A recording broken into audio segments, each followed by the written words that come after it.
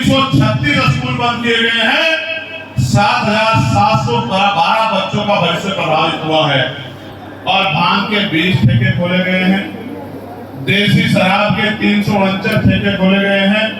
Composite shop 142 खोली गई हैं और मॉडल शॉप 7 खोली गई हैं।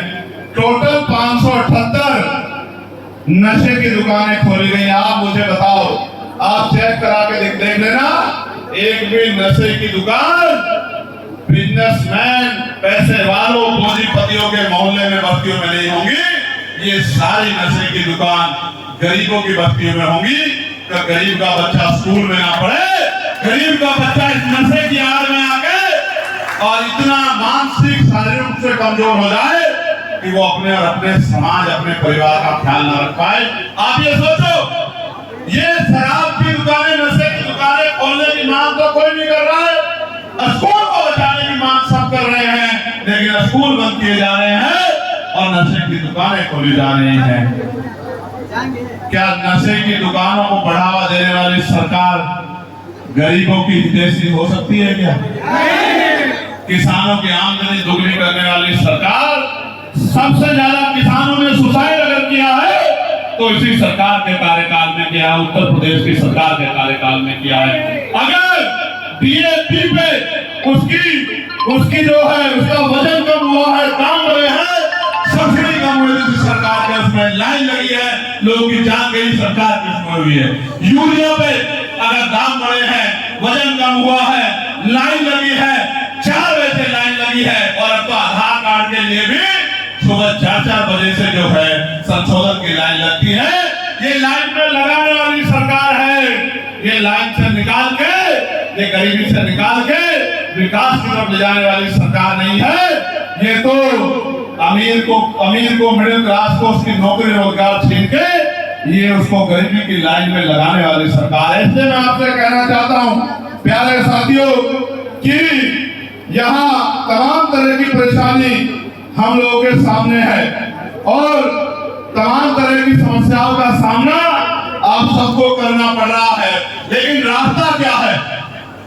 आप यहाँ आए हो, मुझे सुना है अपनी जेब से मेहनत कर कमाई का पैसा लगाया है और फिर अपने अपने घरों को लौट जाओगे। आप मुझे बताओ इससे बदलेगा क्या? पहले बताओ, आप अपने मन से आए हो या आपको पैसे दिलाया गया है? बताओ, किसी ने दिया है या अपनी मेहनत की कमाई से आए? दोनों हाथ उठा के बताओ जो अपनी मेहनत की कमाई से आए हैं। बहुत अच्छे, तो आप मेरी बात पे अब गौर करो मेरे भाइयों। तय करता है हॉस्पिटल कहाँ बनेंगे, कौन तय करता है? यूनिवर्सिटी कहाँ बनेगी, कौन तय करता है? एयरपोर्ट कहाँ बनेंगे, कौन तय करता है? मेडिकल कॉलेज कहाँ बनेंगे, कौन तय करता है? इंडस्ट्रियल एरिया कहाँ लगेगा, कौन तय करता है?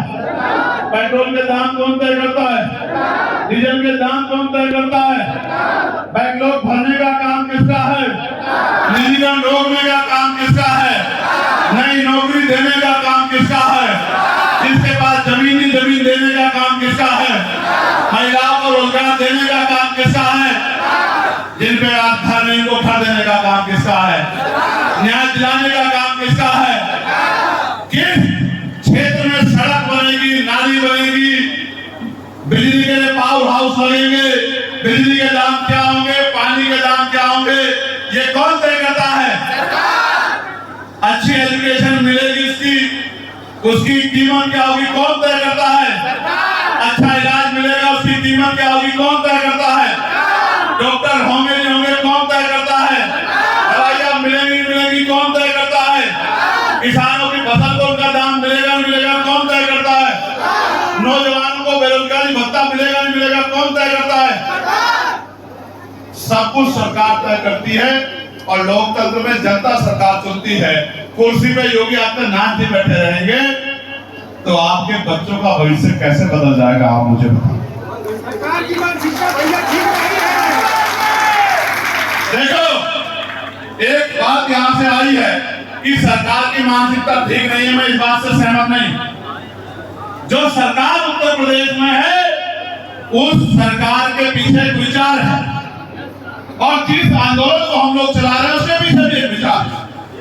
उस सरकार के पीछे एक विचार है कि पूंजीपतियों को आगे बढ़ाना है, देश में पुनः मनुस्मृति का राज लाना। उसके पीछे विचार है कि सारी इकोनॉमी को चंद लोगों पे लाके छोड़ना है और बाकी सब लोगों को लेबर क्लास बनाना है।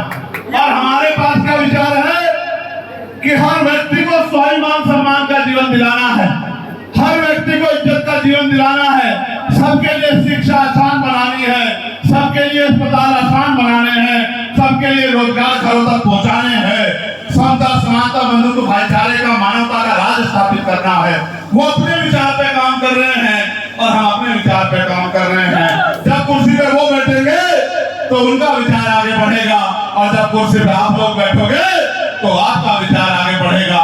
इसलिए मैं आपको पूछना चाहता हूँ, आप इतनी बड़ी संख्या में यहाँ आए हो, अगर यहाँ से जाके मेरी बात पे पहरा नहीं दोगे, काम नहीं करोगे, तो फिर बताओ कि आगे का रास्ता आसान कैसे हो पाएगा।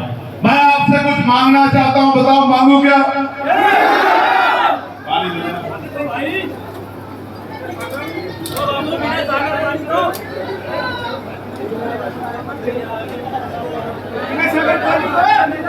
मैं जानता हूँ गर्मी बहुत, मगर मैं आपकी बहादुरी को भी जानता हूँ मेरे बहादुर साथियों। मैं जानता हूँ कि किसान मजदूर के बच्चे, मैं अभी दुबई गया था। कहाँ गया था? दुबई। सोने जैसी दुबई बनाई किसने? 35 लाख भारतीय मजदूर है वहां। कहते हैं 35 लाख, 45-50 डिग्री टेम्परेचर में, गर्म हवा, लू से भी खतरनाक।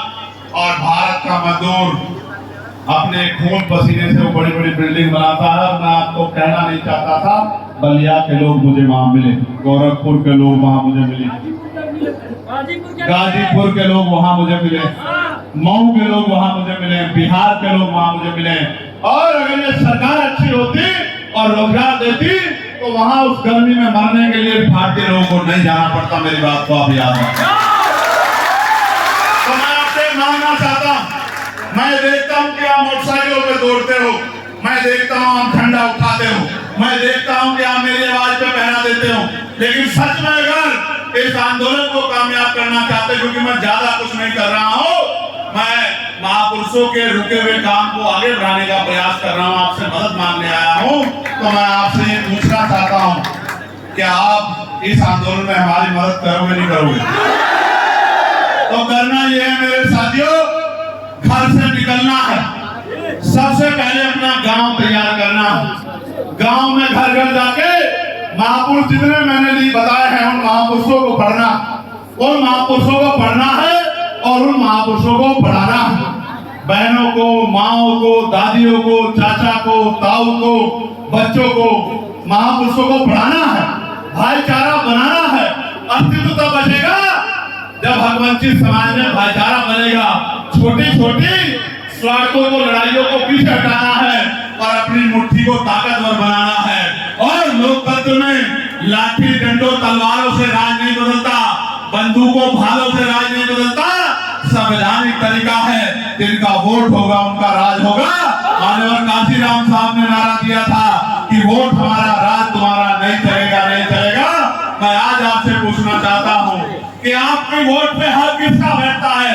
आप अपने दिल से बताइए, उसका जिसने 16 महीने जेल में बिताई हो, वो उसका जिसने दिल्ली की सड़कों को आपके स्वाभिमान के लिए नीला कर दिया, उसका, या जिसने बिहार में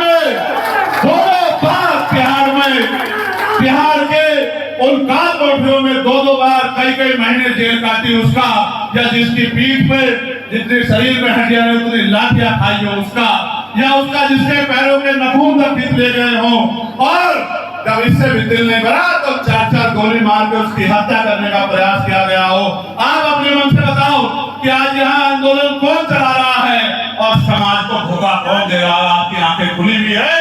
अगर आपको लगता है कि मेरे काम में कोई कमी है तो बिल्कुल मेरा साथ ना दो, आजाद समाज पार्टी का साथ ना दो। और अगर आपको लगता है कि जहां अन्याय होता है पुलिस से पहले भीम आर्मी का जवान जाके सीना तान के लड़ेगा, उन माँ बहनों की रक्षा करने का काम करता है, गरीबों की आवाज बनने का काम करता है। तो मुझसे वादा करो कि आज के बाद जैसे 8 घंटे आप अपना पेट पालने के लिए, अपना घर चलाने के लिए मेहनत करते हो, 1 घंटा जरूर पहले अपना गांव तैयार करोगे, फिर दूसरा गांव तैयार करोगे, फिर अपना ब्लॉक तैयार करोगे, अपनी विधानसभा तैयार करोगे। और अभी 30 दिन पंचायत चुनाव आ रहा है। ये पैसे वालों का चुनाव, गरीबों का चुनाव बना देना है। प्रधान लड़ेगा पैसे वाला, बीडीसी लड़ेगा पैसे वाला, जिला पंचायत अध्यक्ष लड़ेगा पैसे वाला, प्रमुख लड़ेगा पैसे वाला, और पैसे वाले लड़ेंगे तो गरीब के बच्चे कहां जाएंगे। मैं तो आपके पास उदाहरण हूं, पसीने के नोट जिनमें वजन बढ़ गया है, इनकी मोटाई बढ़ गई है, उन नोटों से एक एक पैसा जोड़ के आपने मुझे संसद में भेजा है। मेरे खून का कतरा कतरा आपका कर्जदार है। जब तक शरीर में सांस रहेगी, लहू का आखिरी कतरा रहेगा, मैं आपको जगा के आपकी ताकत बनाने का काम करूंगा। प्यारे साथियों, मैं आपसे पूछना चाहता हूं, ये आजमगढ़ मंडल के लोगों, आप मुझे बताओ, क्या इस लड़ाई में मदद करोगे नहीं करोगे? आप बताओ, दोनों हाथ उठा के बताओ। अगर पैसे वाले ही, देखो बाबा साहब ने क्या कहा, आज मैंने रानी का पेट चीर दिया है, राजा मैंने भूख लगा। आप ये बताओ, अगर पैसे वाले लोग ही कुर्सी में बैठेंगे तो ये गरीब के पढ़े लिखे बच्चे कहां जाएंगे, जिनके दिल में काम करने का जज्बा, सीने में दर्द है, जो मिट तो सकते हैं, छुप नहीं सकते। आप मुझे बताओ, ये कहां जाएगा? क्या भीम आर्मी के लोगों को तनख्वाह मिलती है क्या? तो फिर ये क्यों अपनी चीज लड़ाते हैं? क्यों वो जेल काट रहे हैं? पता है क्यों काट रहे हैं?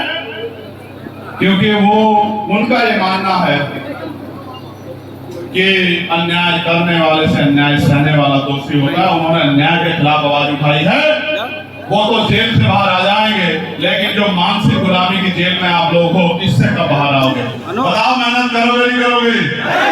घर से निकल के काम करोगे नहीं करोगे? चारा पैदा करोगे नहीं करोगे? लोगों को जोड़ने काम करोगे नहीं करोगे? अपने गांव को, अपने बूथ को, अपने ब्लॉक को, अपनी विधानसभा को तैयार करोगे नहीं करोगे? जोर से बताओ, और जोर से बताओ। अगर मेरे प्यारों में जिंदाबाद के नारे से लोकतंत्र है, जिनके लोग मजबूत होंगे, जिनके लोगों में त्याग होगा, जिनके लोगों में समर्पण होगा, जिनके लोगं में संघर्ष करने का जज्बा होगा, वही राजकाज करेंगे। इसलिए आपसे कह रहा हूं, घर से निकलो, मदद करो, घबराओ। अगर बाबा साहब अम्बेडकर डर जाते और अपने 4 बच्चों के बारे में सोचते तो क्या आज चंद्रशेखर यहाँ खड़ा होगा? अगर काशीराम साहब अपने परिवार के बारे में सोचते, अपने बारे में सोचते, तो क्या आज आप लोग यहाँ बैठ पाते? तो फिर इसलिए आप अगर सर बैठ जाओगे तो कैसे आंदोलन आगे बढ़ेगा? आप बताओ, बढ़ेगा क्या? तो मदद करोगे नहीं करोगे? बताओ।